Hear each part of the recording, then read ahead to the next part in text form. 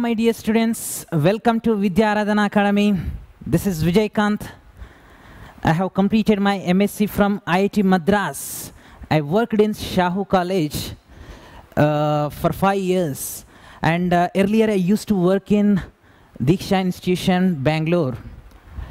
So today in the demo session, I'm going to discuss a very basic concept and very interesting concept, that is chemical bonding. Chemical bonding. तो इसके बारे में हम discuss करेंगे बेटा आज के डेमो सेशन में. तो I generally am expert in inorganic chemistry as well as physical chemistry. Mainly physical and inorganic chemistry में I'm expert है बेटा. So अब हमें chemical bonding topic के बारे में डिस्कस करेंगे because it is very familiar to you in even 10th class, okay, and 9th class में तुम्हें पढ़ चुके थे, okay. तो अब हमें इसमें केमिकल बॉन्डिंग का इम्पोर्टेंस क्या है और इसमें भी क्या फोकस करते, और ये टॉपिक हो जाने के बाद, ये टॉपिक कंप्लीट हो जाने के बाद तुम्हें क्या क्या क्वेश्चंस का आंसर कर सकते हैं वो पहले हम देखेंगे बेटा, ओके. सो इसमें हम मेनली फोकस करते हैं ये डेमो सेशन में आयनिक बॉन्ड के बारे में और कोवलेंट बॉन्ड के बारे में. Covalent bond, okay. सो ये दो बॉन्ड्स के बारे में हम फोकस करते हैं. पहले क्या है ये केमिकल बॉन्ड, क्या है तो वो हमें देखेंगे बेटा. And generally chemical bond is nothing but attraction forces present between,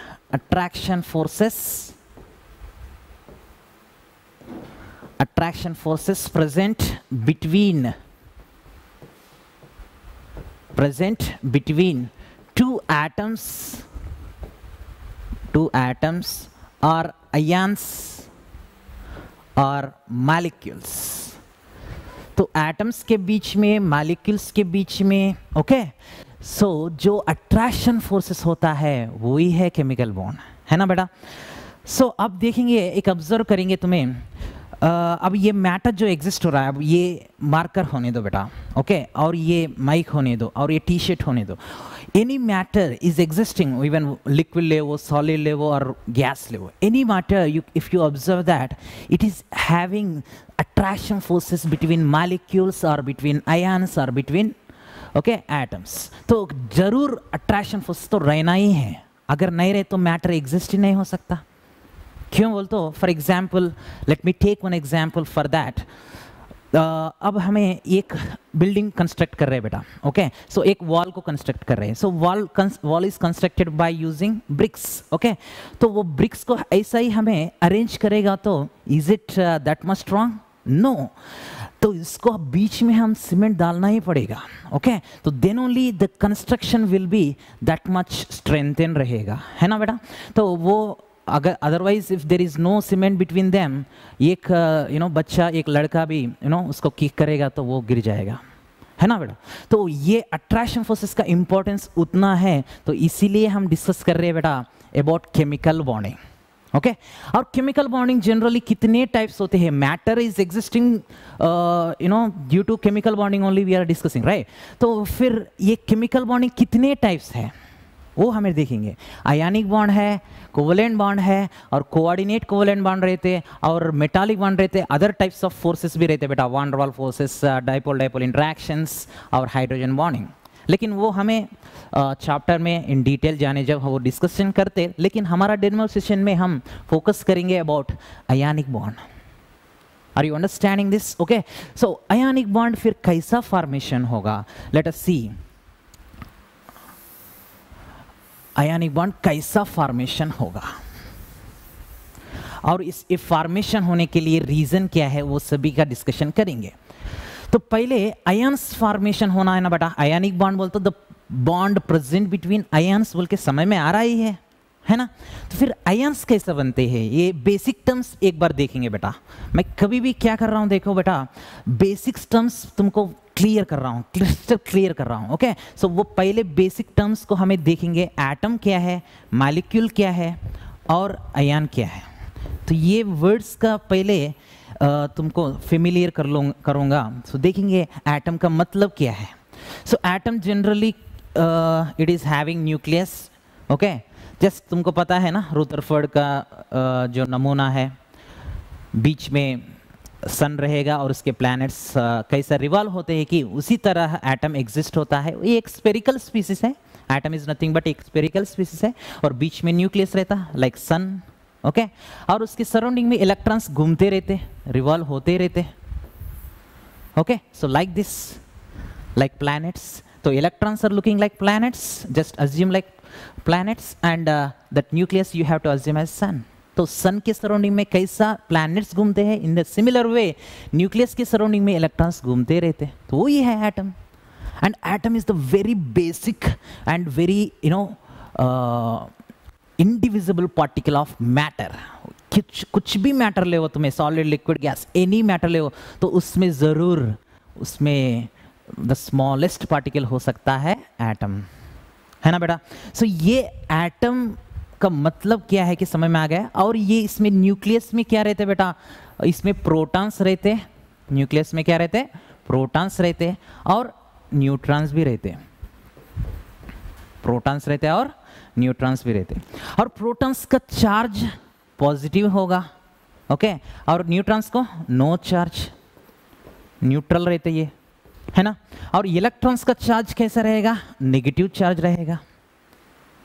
clear.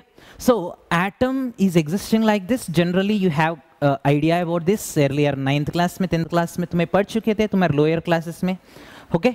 सो अब मॉलिक्यूल का मतलब क्या है बेटा, मॉलिक्यूल का मतलब it's a combination of two और more atoms, combination of two और मोर एटम्स, तो उसको हमें मॉलिक्यूल कर सकते हैं।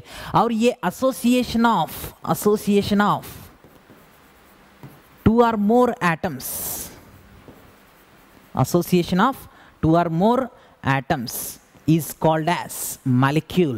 Can we say like that? Yes. Okay. अब ये आयन का मतलब क्या है कि हम देखेंगे बेटा, आयन का मतलब क्या है कि let us see. So generally तुमको पता है एटम का मतलब it is a having nucleus in between, okay. Centre में न्यूक्लियस रहेगा और इलेक्ट्रॉन्स घूमते रहते। और ये कैसा रहेगा, न्यूट्रल रहेगा, इसको चार्ज कुछ रहेगा, एटम को कुछ चार्ज नहीं रहेगा। क्यों बोलते, इसमें प्रोटॉन्स कितने नंबर है कि न्यूट्रॉन्स भी उतने ही नंबर है बेटा। प्रोटॉन्स कितने नंबर है कि न्यूट्रॉन्स भी उतना ही नंबर है, सॉरी प्रोटॉन्स कितने नंबर है कि इलेक्ट्रॉन्स भी उतना ही नंबर है, ओके। सो ये पॉजिटिवली चार्ज स्पीसीज कितने हैं कि नेगेटिवली चार्ज स्पीसीज भी उतना ही रह सकते हैं। और इवन नंबर ऑफ न्यूट्रॉन्स भी सेम हो सकते हैं, थोड़े स्पीसीज में सेम भी हो सकते हैं, लेकिन यहाँ पे न्यूट्रल होने का रीजन क्या है बेटा, प्रोटॉन्स और इलेक्ट्रॉन्स का नंबर सेम होना, है ना। तो इसीलिए वो हमें लिख सकते हैं। लेकिन what about ion, ion is not neutral, it is charged species है, इट इज चार्ज्ड स्पीसीज है, ओके। आयन तो न्यूट्रल नहीं है, आयन बोल तो चार्ज स्पीसीज है, और वो पॉजिटिवली चार्ज भी हो सकता है, नेगेटिवली चार्ज भी हो सकता है। और ये आयन कैसा बनता, फिर मॉलिक्यूल तो बनेगा, I just now I told you, atoms 2-3 combine हो जाएगा तो मॉलिक्यूल बनेगा, ओके। लेकिन आयन कैसा बनता है और ये चार्ज स्पीसीज कैसा बनता है, ये एटम में से, ओके, एटम में से ये एक इलेक्ट्रॉन लूज हो गया, नहीं तो एक इलेक्ट्रॉन ऐड हो गया, समझो, तब ये आयन्स बनते हैं बेटा। सो एटम में से इलेक्ट्रॉन लूज हो तो भी, इलेक्ट्रॉन गेन हो तो भी, in that case ion can be formed, in that case ion can be formed. It's very clear, okay. So अब डिस्कस करेंगे आयन्स कैसा बनते हैं कि तुमको समझ में आया, ओके। तो ये एक एग्जाम्पल से मैं बताऊंगा, केमिकल एक example, let us take that one. अब एक एटम हमें लेंगे बेटा, सोडियम एटम लेंगे, ओके। सो सोडियम एटम में जनरली कितने इसका एटॉमिक नंबर तो 11 रहेगा, तुमको पता है, ओके। और इसमें कितने इलेक्ट्रॉन्स रहते, कितने प्रोटॉन्स रहते, न्यूक्लियस बीच में रहेगा, ओके। और इसके सराउंडिंग में इलेक्ट्रॉन्स घूमते रहते, 2 इलेक्ट्रॉन यहाँ पे और 8 इलेक्ट्रॉन्स सेकंड शेल में रहते, 3, 3, 2, 8, ओके। और 1 इलेक्ट्रॉन थर्ड शेल में रहता है। और इसका कॉन्फ़िगरेशन तुमको आइडिया है, इलेक्ट्रॉनिक कॉन्फ़िगरेशन लिखना तुम्हें सीखे भी बेटा, तो 2 8 1 है इसका कॉन्फ़िगरेशन, पता है ना तुमको। तो 2 इलेक्ट्रॉन्स, ये 2 8 1 क्या है बेटा, इलेक्ट्रॉन्स का नंबर बता रहा है, वो एटम में कितने नंबर ऑफ इलेक्ट्रॉन्स है कि बता रहा है, बस उतना ही। ओके, सो 2 इलेक्ट्रॉन फर्स्ट शेल में है, ओके, और सेकंड शेल में कितने इलेक्ट्रॉन्स है, 8 इलेक्ट्रॉन्स है, और लास्ट शेल में कितने इलेक्ट्रॉन्स है, 1 इलेक्ट्रॉन है। ओके, तो वही हमें इधर बताया। और इसमें से अगर एक इलेक्ट्रॉन मैं रिमूव किया, इसमें से एक इलेक्ट्रॉन ये रिमूव किया समझो, तब यहाँ पे जो बनता है वो Na+ बनेगा। ये क्या है बेटा, कैटआयन बोलते हैं, this is called as ion, and ये आयन का भी नाम क्या है, कैटआयन है। ओके, तो पॉजिटिवली चार्ज स्पीसीज को हमें बोल सकते हैं कैटआयन। ओके ना, सो like this it can be formed. Okay, तो इसमें से एक इलेक्ट्रॉन रिमूव कर, तो क्यों इधर पॉजिटिव चार्ज आ गया, बोलिए, why there is positive charge here. Positive charge का आने का मतलब क्या है, रीजन क्या है बेटा। एक्चुअली क्या रहता है, जनरली एटम में मैं अभी तक बोला था, प्रोटॉन्स कितना नंबर है कि इलेक्ट्रॉन्स भी उतना ही नंबर रहते हैं। प्रोटॉन्स का नंबर इलेक्ट्रॉन्स का नंबर सेम होगा एटम में। अगर इसमें से एक इलेक्ट्रॉन रिमूव किए, तब क्या हो गया, इधर इलेक्ट्रॉन्स का नंबर प्रोटॉन का नंबर से कम हो गया, नहीं। सो इलेक्ट्रॉन का नंबर कितना हो गया, इसमें 10 इलेक्ट्रॉन्स हो गए, और प्रोटॉन्स का नंबर कितना हो गया, प्रोटॉन का नंबर तो वो न्यूक्लियस में रहते, न्यूक्लियस में रहने वालों को हमें नहीं निकल रहे ना, तो प्रोटॉन्स तो न्यूक्लियस में रहते है ना, न्यूक्लियस में प्रोटॉन्स और न्यूट्रॉन्स रहते, तो उसको तो हमें रिमूव नहीं कर रहे हैं। तो कितने प्रोटॉन्स है बेटा, 11 प्रोटॉन्स है, 11 प्रोटॉन्स। ओके, सो अब देखिए प्रोटॉन्स का चार्ज पॉजिटिव है और इलेक्ट्रॉन्स का चार्ज नेगेटिव है, तो पॉजिटिव कितना एक्सेस है, एक एक्सेस है, नहीं, तो एक पॉजिटिव चार्ज एक्सेस है, इसीलिए इधर Na+ लिख रहे हैं हम। तो प्लस इधर 10 इलेक्ट्रॉन्स 10 प्रोटॉन्स को न्यूट्रलाइज कर दे रहा है, एक प्रोटॉन एक्सेस जो है ना, वो क्या हो रहा है, वो एक्सेस है, और उसका वो है reason for positive charge for that sodium ion. Okay, तो ये कैटआयन का पॉजिटिव चार्ज का रीजन वही है। अब सिमिलरली एनायन कब बनता है कि मैं बताऊंगा बेटा, एनायन कब बनता है कि अब बताऊंगा। एक एग्जांपल लेके एनायन कैसा बनता है कि हम देखेंगे। तो F है बेटा फ्लोरीन। ओके, तो फ्लोरीन का जनरली कॉन्फ़िगरेशन लिखो बोल, तो इलेक्ट्रॉनिक कॉन्फ़िगरेशन। इलेक्ट्रॉनिक कॉन्फ़िगरेशन का मतलब क्या है, इलेक्ट्रॉनिक कॉन्फ़िगरेशन का मतलब अरेंजमेंट ऑफ इलेक्ट्रॉन्स है। एक एटम में अरेंजमेंट ऑफ इलेक्ट्रॉन्स कैसा है कि हम लिख रहे हैं। ओके ओके, सो अब फ्लोरीन का कैसा रह सकता है, 2 और टोटल 7 इलेक्ट्रॉन्स रह सकते हैं सेकंड शेल में, तो 2,7 इसका इलेक्ट्रॉनिक कॉन्फ़िगरेशन हो जाएगा। तो तब इसमें न्यूक्लियस बीच में है और फर्स्ट शेल में 2 इलेक्ट्रॉन्स, ओके, और सेकंड शेल में कितने इलेक्ट्रॉन्स है, 7 इलेक्ट्रॉन्स है। उस 7 इलेक्ट्रॉन्स को मैं ड्रा कर रहा हूँ यहाँ पे, उस 7 इलेक्ट्रॉन्स को ड्रा किया, और इसको अगर हमें एक इलेक्ट्रॉन ऐड किए समझो, ओके, तब यहाँ पे जो बनता है ये क्या है बेटा, F- है। तो अब इसमें कितने इलेक्ट्रॉन्स हो गए, अब सेकंड शेल में देखिए 3 3 6 और टोटल 8, तो 8 इलेक्ट्रॉन्स हो गए। अब यहाँ पे नंबर ऑफ प्रोटॉन्स तो चेंज नहीं हो रहा है, हमें इलेक्ट्रॉन ऐड करने वजह से नंबर ऑफ प्रोटॉन्स तो चेंज नहीं हो रहा है। तो इसमें प्रोटॉन्स कितने हैं बेटा, प्रोटॉन्स कितने हैं, 9 प्रोटॉन्स ही है। प्रोटॉन्स तो नंबर इधर भी 9 प्रोटॉन्स है, इधर भी 9 प्रोटॉन्स है। ओके, और इधर इलेक्ट्रॉन्स कितने हैं, इलेक्ट्रॉन्स कितने हैं, 9 इलेक्ट्रॉन्स है, लेकिन इसमें इलेक्ट्रॉन्स कितने हैं, 10 इलेक्ट्रॉन्स हो गए। तो इलेक्ट्रॉन एक एक्सेस है ना, तो 9 प्रोटॉन्स 9 इलेक्ट्रॉन्स को न्यूट्रलाइज कर दिया, एक इलेक्ट्रॉन एक्सेस है, तो उसके वजह से यहाँ पे नेगेटिव चार्ज आएगा, फ्लोरीन पे नेगेटिव चार्ज आएगा। तो ऐसा एनायन बनता है, इसको हमें फ्लोराइड आयन बोल सकते, नहीं तो एनायन बोल सकते, फ्लोराइड आयन बोल सकते, नहीं तो एनायन बोल सकते। Okay, fluoride ion, okay, we can also call that. So ऐसा कैटआयन और एनायन बन सकते हैं बेटा। सो जस्ट एटम में से एक इलेक्ट्रॉन रिमूव कर तो कैटआयन बन रहा है, और एटम में से एक इलेक्ट्रॉन ऐड करेगा तो एनायन बनता है। Okay, so that's what you have to understand here.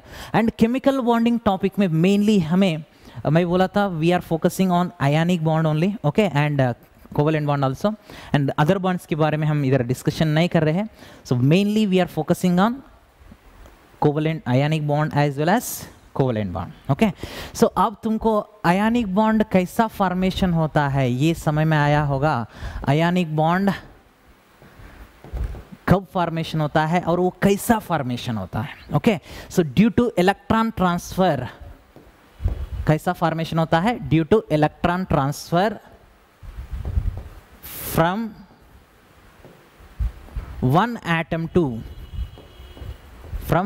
Atom to another atom. तो एक एटम से अनदर एटम पे इलेक्ट्रॉन ट्रांसफर हो जाएगा तो तब आयनिक बॉन्ड का फॉर्मेशन हो सकता है. फॉर एग्जाम्पल आयनिक कंपाउंड, एक एग्जाम्पल ले रहा हूं, दैट इज NaCl. ओके, तो ये आयनिक कंपाउंड है, we know already this. Okay, तो अब ये आयनिक कंपाउंड कैसा बन गया? इसका बीच में आयनिक बॉन्ड है ना, तो इसीलिए we are calling that ionic bond. Okay, तो ये कैसा बनता है, लेट अस सी. तो पहले इसका कॉन्फ़िगरेशन लिख रहा हूं बेटा. 281 है. ओके, तो 281 इसका कॉन्फ़िगरेशन है. तो अगर इसमें से एक इलेक्ट्रॉन रिमूव हो गया समझो, तब इसमें क्या हो रहा है? Na+ हो रहा है. और ये क्यों इलेक्ट्रॉन को रिमूव होना है, इसका ज़रूरत क्या है? क्यों वो इलेक्ट्रॉन को लूज होता है? Why it is losing the electron? That's what I will make you understand here. Generally अब ये नेचर में एटम्स जनरली स्टेबल नहीं रहते. Atoms are trying to get stability. Okay, atoms are trying to get stability. So that's why they are losing electrons or they are gaining electrons. Okay, तो वो stability पाने के लिए try करते हैं. तो किसका बेसिस पे बोल रहे हैं हम? स्टेबिलिटी पाने के लिए लूज होना और गेन होना किसका बेसिस पे बोल रहे हैं हम? इनर्ट गैस का कॉन्फ़िगरेशंस का बेसिस पे. ये इनर्ट गैसेस क्या है बेटा? इनर्ट गैसेस क्या है? Helium, neon, argon, krypton, xenon, ये है इनर्ट गैसेस. ओके, तो हीलियम का कॉन्फ़िगरेशन देखो बेटा, इसका 2 रहेगा और इसका क्या रहेगा? 2,8 रहेगा और इसका क्या रहेगा? 2,8, और 8 रहेगा, है ना. तो लाइक दिस इसके कॉन्फ़िगरेशंस है. और इसका भी लास्ट शेल में देखिए, लास्ट शेल में, इसका भी लास्ट शेल में, आर्गन का भी और क्रिप्टॉन का भी, यू नो, इस सभी में भी लास्ट शेल में except helium remaining all inert gases. Inert gases का मतलब ही क्या है? वो कंबाइन नहीं होते दूसरा से केमिकल रिएक्शन करने का जरूरत ही नहीं है उसको. तो ऑलरेडी वो स्टेबल है, क्यों केमिकल रिएक्शन में इन्वॉल्व होने का जरूरत है? एटम्स इसीलिए केमिकल रिएक्शन में इन्वॉल्व होते हैं बिकॉज दूसरा से कंबाइन होने का जरूरत इसलिए होता है because they are not individually stable नहीं रहते हैं. तो इसीलिए वो क्या हो रहा है उधर? They are actually trying to get stability. Okay, and inert gas case में क्या हो रहा है देखो, वो ऑलरेडी स्टेबल है, उसका जरूरत ही नहीं. तो इसका बेसिस पे साइंटिस्ट फाइंड आउट किए थे in the beginning of development of chemistry. पहले सोचे थे 8 इलेक्ट्रॉन्स लास्ट शेल में अगर है तो वो ज़्यादा स्टेबल होगा. लास्ट शेल में अगर 8 इलेक्ट्रॉन्स है तब वो ज़्यादा स्टेबल होगा. ओके, और ये सभी के एग्जाम्पल का बेसिस पे इनर्ट गैसेस इसीलिए स्टेबल है. ओके, तो इसीलिए स्टेबल वो इंडिविजुअली रहते हैं बिकॉज 8 इलेक्ट्रॉन्स है उसके आउटर मोस्ट शेल में, लास्ट शेल में. ओके, तो उसका बेसिस पे ये 8 इलेक्ट्रॉन्स लास्ट शेल में आने के लिए तो ये 1 इलेक्ट्रॉन तो लूज होना ही है ना. तो ये 1 इलेक्ट्रॉन लूज हो तो तब उसके लास्ट शेल ये हो जाएगा. तो लास्ट शेल में कितने इलेक्ट्रॉन्स हो गए देखो. अब Na+ का कॉन्फ़िगरेशन लिखो बोल तो 2,8 लिख रहे हैं हम. तो क्या होगा इधर? लास्ट शेल में 8 इलेक्ट्रॉन्स हो गए. और नेक्स्ट Cl का केस में देखेंगे, और Cl का कॉन्फ़िगरेशन लिखो बोल तो तुम्हें कैसा लिखते बेटा? 2,8,7 लिख देते है ना. 17 है इसका एटॉमिक नंबर और इसका एटॉमिक नंबर 11 है ना. हाँ, सो 17 है बोल तो उसका कॉन्फ़िगरेशन हमें 2,8,7 लिख सकते हैं. You already learned this how to write the configuration, you already know. Okay, तो वो इलेक्ट्रॉन्स, एक एटम में इलेक्ट्रॉन्स का अरेंजमेंट को ही बताने वाला electronic configuration is nothing but. तो फर्स्ट शेल में कितने इलेक्ट्रॉन्स है, सेकंड जनरली एटम बोल तो कैसा रहता बेटा, न्यूक्लियस बीच में रहता और इलेक्ट्रॉन्स और शेल्स में घूमते रहते। शेल्स बोल तो वो सर्कुलर पाथ जो है ना वही है शेल्स। तो ये first shell, second shell, third shell ऐसा रहते बेटा। वो शेल्स में इलेक्ट्रॉन्स घूमते रहते, वो कितना नंबर घूमते हैं कि वो हमें इधर कॉन्फ़िगरेशन का बेसिस पे हम लिख रहे हैं। ओके तो फर्स्ट शेल में 2, सेकंड शेल में 8, थर्ड शेल में 1 घूम रहा है बोल के सोडियम एटम में ऐसा घूम रहा है बोल के ये इलेक्ट्रॉनिक कॉन्फ़िगरेशन बता रहा है।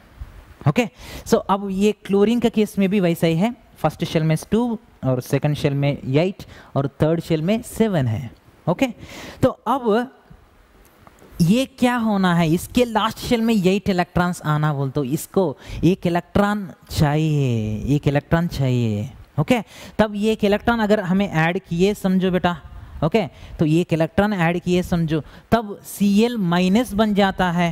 क्यों बोलते हो, इलेक्ट्रॉन ऐड हो तो प्रोटॉन्स का नंबर से इलेक्ट्रॉन का नंबर ज़्यादा हो, इसीलिए नेगेटिव चार्ज, और इलेक्ट्रॉन रिमूव करेगा तो तब प्रोटॉन का नंबर से इलेक्ट्रॉन का नंबर कम हो गया, इसलिए पॉजिटिव चार्ज। ये तो क्लियर है। हाँ अब यहाँ पे देखिए बेटा, ये एक इलेक्ट्रॉन ऐड करेगा तो ये 7 इलेक्ट्रॉन्स है ना, तब कितना हो गए इलेक्ट्रॉन्स, इसका कॉन्फ़िगरेशन Cl माइनस का कितना है 2, 8, 8। तो लास्ट शेल में कितने इलेक्ट्रॉन्स है देखो 8 इलेक्ट्रॉन्स हैं। तो ये लास्ट शेल में 8 इलेक्ट्रॉन्स पाने के लिए ट्राई कर रहे हैं। ओके तो इसीलिए वो बॉन्डिंग में इन्वॉल्व होते हैं, बल्कि हमको समझ में आ गया। ओके सो सोडियम, अब इसको मैं एक्चुअली तुमको ऐसा बताऊंगा, विथ डायग्राम बताऊंगा। ये generally I have written as configuration का बेसिस पे मैं इधर ड्रॉ किया। अब इसके एटम जैसा लेके ड्रॉ करूंगा बेटा। ओके तो अब ये सोडियम के 3 शेल्स है, सोडियम में 3 शेल्स है, तो ये 2 इलेक्ट्रॉन इधर है और 8 इलेक्ट्रॉन्स यहाँ पे है।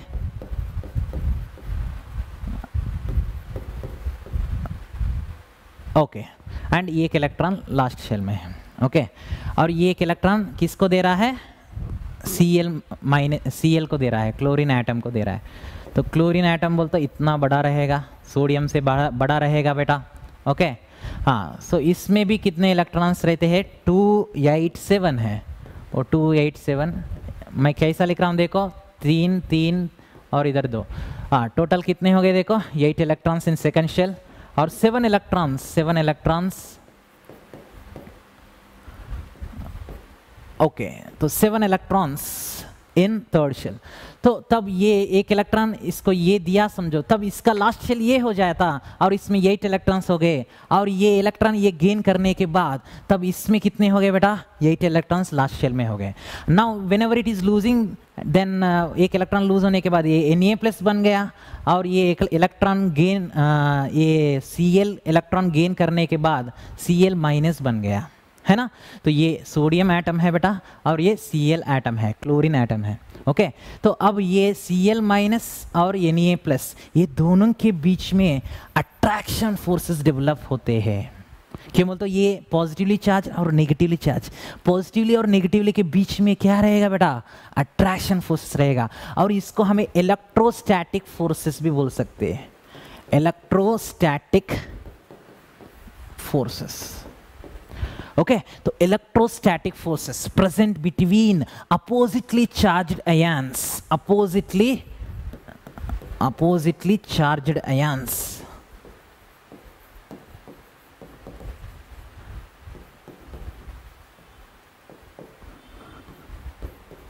Electrostatic forces present between oppositely charged ions is called as ionic bond.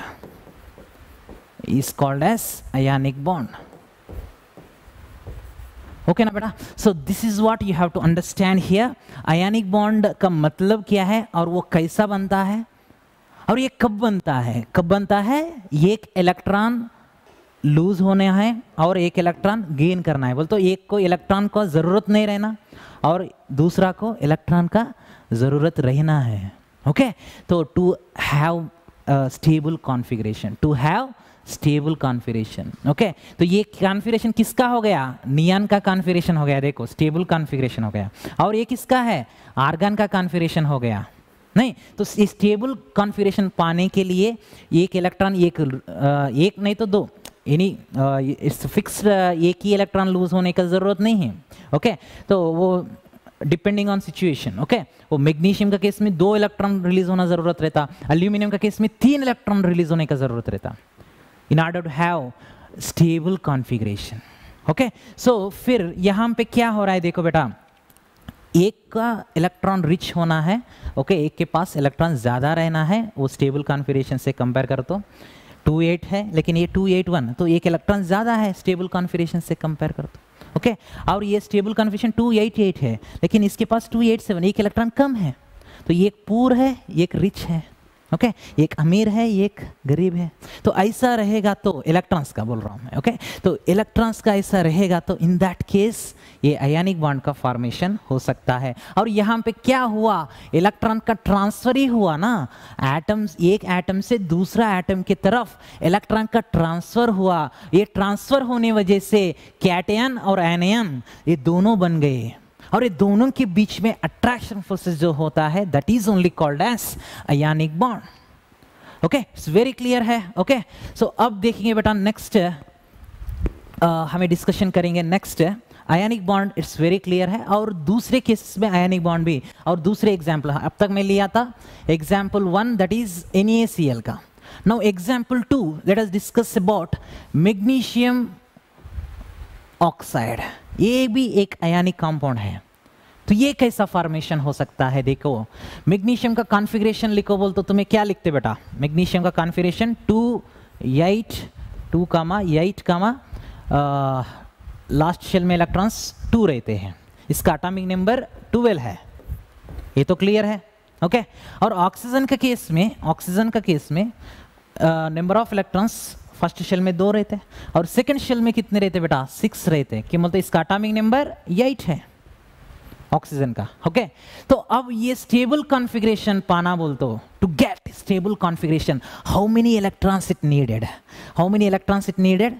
It doesn't need electrons, it needs to lose electrons. ये इलेक्ट्रॉन को लूज होना जरूरत है, तो इसीलिए ये 2 इलेक्ट्रॉन को लूज हो जाएगा। ये 2 इलेक्ट्रॉन को लूज हो जाके मैग्नीशियम +2 बन गया बेटा, मैग्नीशियम +2। तब उसका कॉन्फ़िगरेशन मैग्नीशियम +2 का क्या हो गया? देखो 2,8 हो गया। तो लास्ट शेल में कितने इलेक्ट्रॉन्स है? 8 है।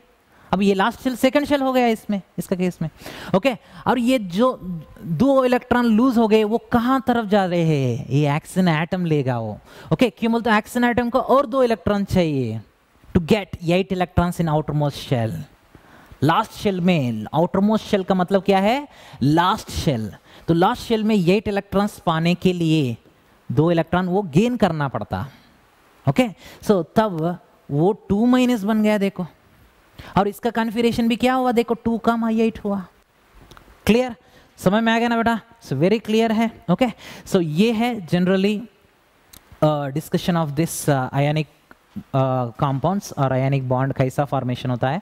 और इसके बीच में अब ये कैटयन बन गया और ये एनायन बन गया, सो इसके बीच में इलेक्ट्रोस्टैटिक फोर्सेस डेवलप होते हैं। कि बोलते अपोजिटली चार्ज स्पीसीज के बीच में ही इलेक्ट्रोस्टैटिक फोर्सेस डेवलप होते हैं, अट्रैक्शन फोर्सेस डेवलप होते हैं। इलेक्ट्रोस्टैटिक बोलते इलेक्ट्रॉन्स का डिफरेंस है ना इसके बीच में, तो इसीलिए इलेक्ट्रो बोल रहे हैं। और ये स्टैटिक क्यों बोल रहे हैं? बोलते वो स्टेबल है, वो एक प्लेस में सिचुएट होके है। ओके, उधर इधर नहीं घूम रहे हैं। ओके, तो इसीलिए इलेक्ट्रोस्टैटिक फोर्सेस अट्रैक्शन फोर्सेस है ना, तो oppositely charge forces, oppositely charge ions के बीच में जरूर वो इलेक्ट्रोस्टैटिक फोर्सेस डेवलप होते हैं, उसको ही हमें बोल रहे हैं आयनिक बॉन्ड।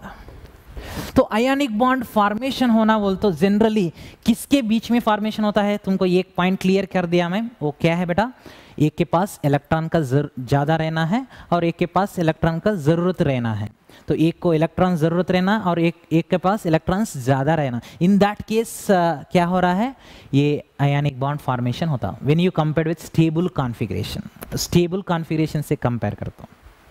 ओके ना।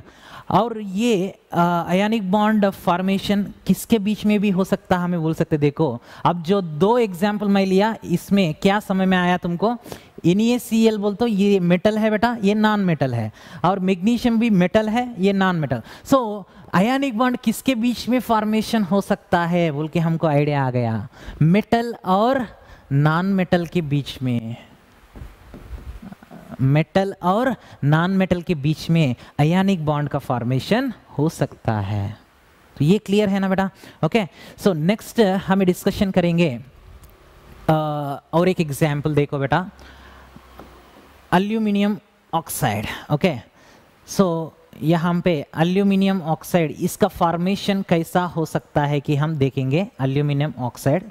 सो एग्जाम्पल 3 देखेंगे बेटा,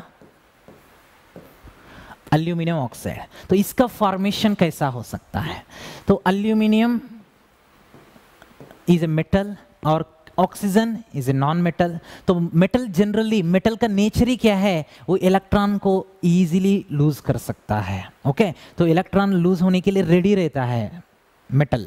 ओके सो और you know that non metals generally electrons को लेने के लिए तैयार रहते हैं और मेटल्स इलेक्ट्रॉन्स को देने के लिए तैयार रहते हैं। ये क्लियर है ना बेटा। ओके सो अब एल्यूमिनियम इज लूजिंग इलेक्ट्रॉन्स, तो कितने इलेक्ट्रॉन लूज होना, वो 3 electrons. When you see it's configuration you will understand that. मैं क्यों 3 लिखा कि तुमको समझ में आ जाता, क्यों बोलते इसका कॉन्फ़िगरेशन कितना है 2 8 3 है, और इसका कॉन्फ़िगरेशन कितना हो सकता है 2, 8 होगा। सो एल्यूमिनियम जरूर क्या फॉर्मेशन करना है, +3 फॉर्मेशन करना है। और ऑक्सीजन ये कितने इलेक्ट्रॉन गेन कर सकता है generally, you know that oxygen कितने इलेक्ट्रॉन गेन कर सकता है, इसका कॉन्फ़िगरेशन 2, 6 है। तो ये कॉन्फ़िगरेशन इसका स्टेबल हो जाना बोल तो ये 2 इलेक्ट्रॉन को ही गेन करना, ये 3 दे रहा है बोल के 3 को ये गेन नहीं करना है ना, क्यों बोल तो इसका स्टेबल कॉन्फ़िगरेशन होना बोल तो जरूर। ओके इसमें लास्ट शेल में 8 इलेक्ट्रॉन्स तो रहना है। तो ये 8 इलेक्ट्रॉन्स का हमको डिस्कशन कैसा आया, ये स्टैंडर्ड कैसा आया था, बेस्ड ऑन इनर्ट गैसेस। वो इनर्ट गैसेस बोलते वो दूसरा से कंबाइन ही नहीं हो रहे हैं ना, तो दूसरा से कंबाइन नहीं बोलते वो शांत रहते हैं, वो स्टेबल रहते हैं। तो स्टेबल इसीलिए रहते हैं बिकॉज यू नो उसका ज़रूरत नहीं है, उसको इलेक्ट्रॉन्स और लेने का और देने का ज़रूरत नहीं हो रहा है बोल के समझ में आ गया। और उसका बेसिस पे उसका कॉन्फ़िगरेशन को ऑब्जर्व करके ये 8 इलेक्ट्रॉन्स लास्ट शेल में रहना है बोल के कंक्लूजन पे आ गए। Okay so that is what. So वैसा ये 2 इलेक्ट्रॉन को ही गेन करना है, 3 इलेक्ट्रॉन को गेन करते तो तब इधर 9 हो जाते तो रॉन्ग हो जाएगा। फिर ये हमें कैसा लिखे, फिर ये कंपाउंड का फार्मूला को हम Al2O3 क्यों लिखना। ओके सो वो कैसा लिखना है कि मैं बता रहा हूँ। देखो बेटा ये क्रिस क्रॉस मेथड भी तुम्हें पढ़ चुके हैं ऑलरेडी। ये आयन बनता है एल्यूमिनियम +3। ओके एल्यूमिनियम जनरली +3 बन सकता है, ऑक्सीजन वो 2- ही बनेगा। तो हमें क्रिस क्रॉस मेथड में क्या करते हैं, इसका चार्ज को इसका सब्सक्रिप्ट कर देते और इसका चार्ज को इसका सब्सक्रिप्ट कर देते। तो देखिए तब क्या हो रहा है, इसका चार्ज कितना है 2 है और इसका सब्सक्रिप्ट 2 हो जाएगा, और इसका चार्ज 2- और लेकिन इसका चार्ज कितना है 3 है और इसका सब्सक्रिप्ट भी कितना हो जाएगा 3 हो जाएगा। ओके सो लाइक दैट ये फार्मूला आयनिक कंपाउंड्स के फार्मूला लिख रहे हैं। तो तब ये दो ही एटम्स, एल्यूमिनियम एटम्स 2 ही कितने इलेक्ट्रॉन्स को रिलीज कर सकते, टोटली 6 इलेक्ट्रॉन्स को ये रिलीज कर सकते। वो 6 electrons which one is gaining that 6 electrons, that oxygen atom is gaining the 6 electrons है ना। तो ऑक्सीजन एटम्स कितने रहना है तब 3 ऑक्सीजन एटम्स रहना है। क्लियर। सो वैसा Al2O3 का फार्मूला हमें लिख सकते हैं बेटा। Okay so like this ionic compounds के फॉर्मेशन हो सकता है। ओके और क्रिस क्रॉस मेथड में किसी 2 आयन्स अगर मैं दिया समझो, you are able to write the you know the structure of it, the compound का फार्मूला तुम्हें लिख सकते हैं। लाइक एग्जाम्पल हमें लेंगे, मैग्नीशियम +2 है और Cl- दिया, और ये दोनों से बनने वाला आयनिक कंपाउंड का फार्मूला लिखो बोल तो तुम्हें इजीली लिख सकते। तुम्हें क्या करते क्रिस क्रॉस मेथड में, ओके तो इसका चार्ज इसका सब्सक्रिप्ट हो जाता और इसका चार्ज इसका सब्सक्रिप्ट हो जाएगा। ओके तो इन दैट वे अब इसका सब्सक्रिप्ट क्या होना है 1 ही होना है, क्यों बोल तो ये Cl-1 है। ओके एंड इसका चार्ज क्या हो सकता है बेटा, इसका सब्सक्रिप्ट क्या हो सकता है, तो इसका चार्ज +2 है तो इसीलिए ये Cl2 लिख सकते हैं। Then MgCl2 is the formula for the compound which is forming by using this two ions. ये दो आयन्स के वजह से फॉर्मेशन होने वाला आयनिक कंपाउंड का फार्मूला ये है। Okay, and in another by taking another example let us see. अब मैग्नीशियम ऑक्साइड ये कैसा बन रहा है कि देखो मैग्नीशियम +2 है और वो 2-, तो ये दोनों से बनने वाला फार्मूला क्या हो सकता है कि हम कैसा लिखना, देखिए बेटा। तो अब इसके केस में ऑक्सीजन का चार्ज कितना है 2-, और मैग्नीशियम +2 का इसका भी चार्ज कितना है 2, सो 2+। तो इन दैट केस यहाँ पे मैग्नीशियम का सब्सक्रिप्ट 2 होगा और ऑक्सीजन का सब्सक्रिप्ट भी 2 होगा। देन इन दैट केस यहाँ पे दोनों भी सिमिलर सेम रहेगा तो हमें उसको कैंसिल कर सकते हैं। Then you have to write MgO। तो अगर यहाँ पे सेम सब्सक्रिप्ट आ गए समझो उसको तुम्हें कैंसिल करते, सिंपलेस्ट फार्मूला लिख देना, सिंपलेस्ट जो है वो लिख देना तुम्हें। ओके, सो ये दोनों से बनने वाला कंपाउंड आयनिक कंपाउंड का फार्मूला ये है। तो ऐसा तुम्हें कितने सारे एग्जाम्पल भी ले हो, ये क्रिस क्रॉस मेथड में हमें कितने सारे एग्जाम्पल का भी हमें लिख सकते हैं। Like one more example, aluminium +3 है बेटा और सल्फेट आयन, तो ये कैटायन दे रहा हूं मैं, एक एनायन दे रहा हूं।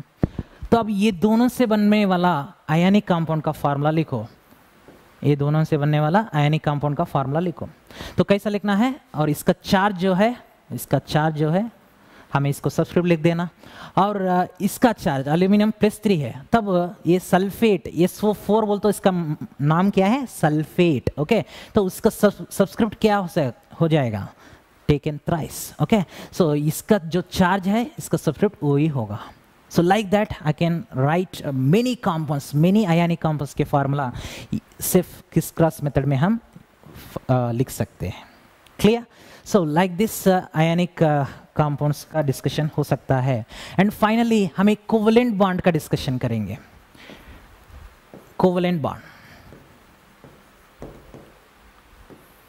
ओके, एक कोवेलेंट बॉन्ड कब बनता है, आयनिक बॉन्ड कब बनता है कि समय में आ गया, one needed electron and another one should lose electrons, in that case you know ionic bond formation takes place. लेकिन कोवेलेंट बॉन्ड कब फॉर्मेशन होता है, देखो एग्जाम्पल H2 का एग्जाम्पल ले रहा हूँ, हाइड्रोजन का एग्जाम्पल ले रहा हूँ। तो हाइड्रोजन के बीच में क्या बॉन्ड है बेटा, कोवेलेंट बॉन्ड है। ओके, तो ये कोवेलेंट बॉन्ड कैसा फॉर्मेशन होगा, लेट अस सी। हाइड्रोजन सिर्फ एटम का कॉन्फिगरेशन लिखो बोल तो सिर्फ 1 लिखते तुम्हें। ओके, और एक हाइड्रोजन का भी कॉन्फिगरेशन 1 लिखा मैं। तो ये नियरेस्ट इनर्ट गैस कॉन्फिगरेशन पाना बोल तो okay, how many electrons it needed, it needed 1 electron, because nearest inert gas क्या है हाइड्रोजन का, नियरेस्ट हीलियम है।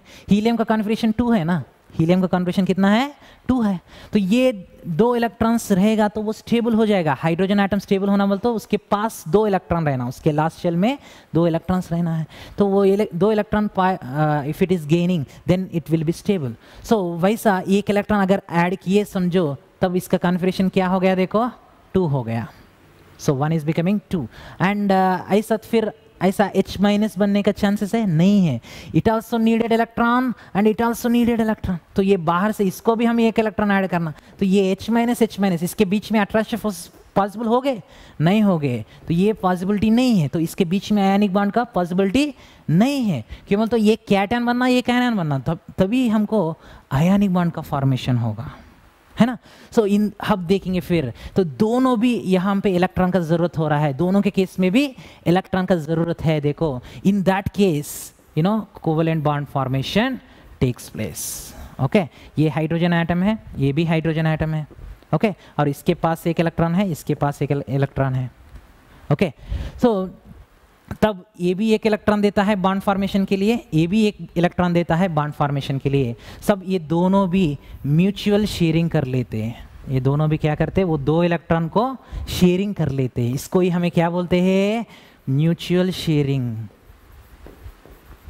Mutual sharing of electrons, mutual sharing of electrons. Okay, so दोनों को भी इलेक्ट्रॉन्स का जरूरत रहने जब, दोनों को भी इलेक्ट्रॉन्स रहने जब कोवेलेंट बॉन्ड का फॉर्मेशन हो सकता है। Okay, so in that case only covalent bond का फॉर्मेशन होगा। अब देखो इसके लास्ट शेल में कितने इलेक्ट्रॉन्स है, 2 इलेक्ट्रॉन्स है, और इसके लास्ट शेल में भी कितने इलेक्ट्रॉन्स है, 2 इलेक्ट्रॉन्स। तो ये क्या मॉलिक्यूल हो गया, H2 मॉलिक्यूल हो गया।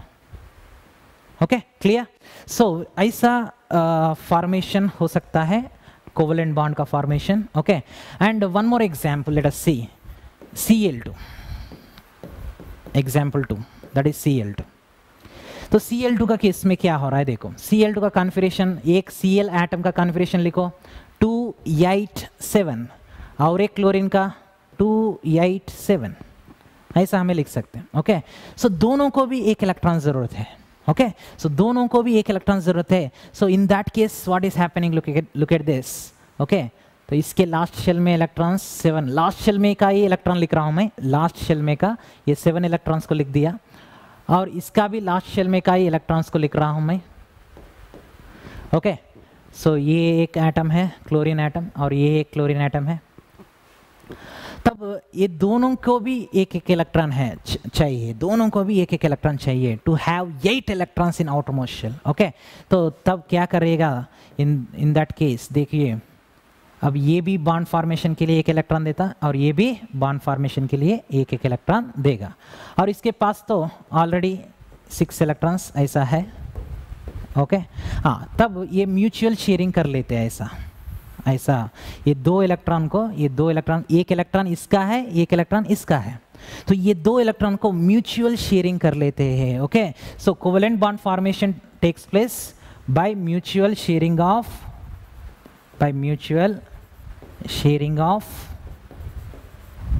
Electrons. Okay, so like that covalent bond का फॉर्मेशन होगा. तो इसको हमें ऐसा बता सकते हैं, जस्ट लाइक म्यूचुअल फंड्स जैसा हमें कोरिलेट कर सकते हैं. देखो बेटा, उसमें हमें क्या करते हैं जनरली, म्यूचुअल फंड्स कंपनी लोग क्या करते हैं, हमें थोड़े इन्वेस्ट करते पैसे और वो लोग भी पैसे इन्वेस्ट करते. Okay, and they will keep in share market and whatever profit we are getting both will sharing, right.